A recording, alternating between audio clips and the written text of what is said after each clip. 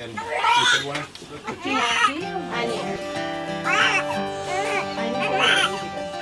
I was really excited to be having a son. I didn't really care too much about the gender. I just wanted a healthy baby. Just the idea of having this new baby, I didn't know what to expect, but I was excited about it. Having a new baby is probably one of the most exciting times in a parent's life. They bring this bundle of joy back from the hospital, and they're so excited to start their new life together. It's important that every family be told about safe sleep, and every family avoid the dangerous ways that children might sleep. Parents are loving and caring, and they think they're doing what's best for their child by sleeping with them and cuddling. Parents often say that they'll wake up if their baby moves next to them when they're asleep in bed.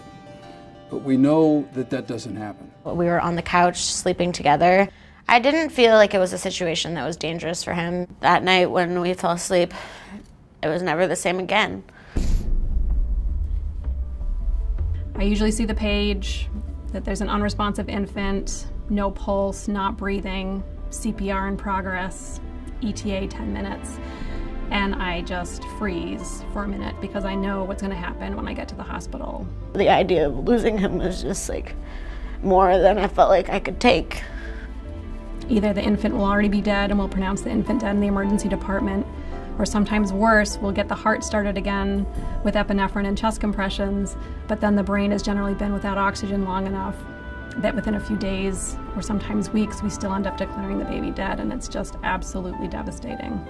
Having to let go of this person that I had so much hope and love for, when I had just gotten him, it just made no sense to me, and I had to do it, and it was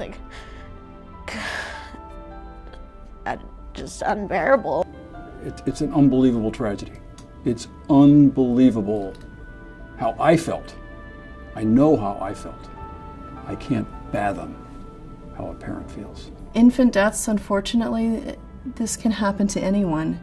And these are all good parents. They all love their children. They're all doing the best that they can for their children.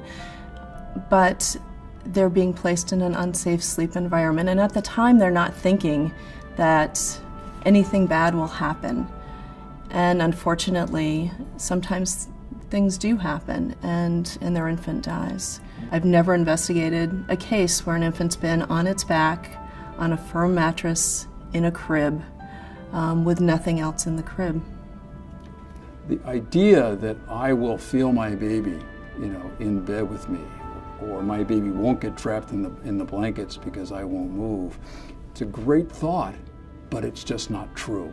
I understand the many reasons why people would want to sleep with their baby, like the convenience of it when you're tired, especially if you're trying to breastfeed, or that it's feels good to be with your baby, especially when you've just had it. You feel protective and attached to it, and it's hard to be separated, or the baby might cry when you don't hold them. There are a lot of reasons, but it doesn't matter because in the long run, it's better to have all of those inconveniences than to lose your child. The bottom line is that the safest place for your baby to sleep is in a designated crib or bassinet next to your bed, not in your bed. Babies should not sleep in their parents' bed, on a couch or in a recliner with a sleeping parent. Babies should sleep in their parents' room for at least the first 6 months of life and perhaps longer. We know that the safest place for your baby to sleep is by themselves, on their back, in a bassinet or a crib, with no bumper guards, no blankets, no stuffed animals. Babies should sleep in sleep sacks or blanket sleepers and not risk having a blanket or a lovely crocheted sleeper that someone very kindly made for the baby cause baby to get entrapped in a difficulty breathing. Blankets actually create more of a sleeping hazard than they do a comfort situation. A baby can become entangled in a blanket. The blanket can get crunched up and end up next to the baby's head and mouth and can cause accidental asphyxiation by occluding the airway. If I could go back and do things differently, I definitely wouldn't make a practice of sleeping with my child at all, and I would make sure that they were in their own sleeping environment every time. If you choose to practice safe sleep with your infant, Rosemary's story never has to be your story. You can create your own story with your own baby and have the happy ending that Rosemary was unable to experience.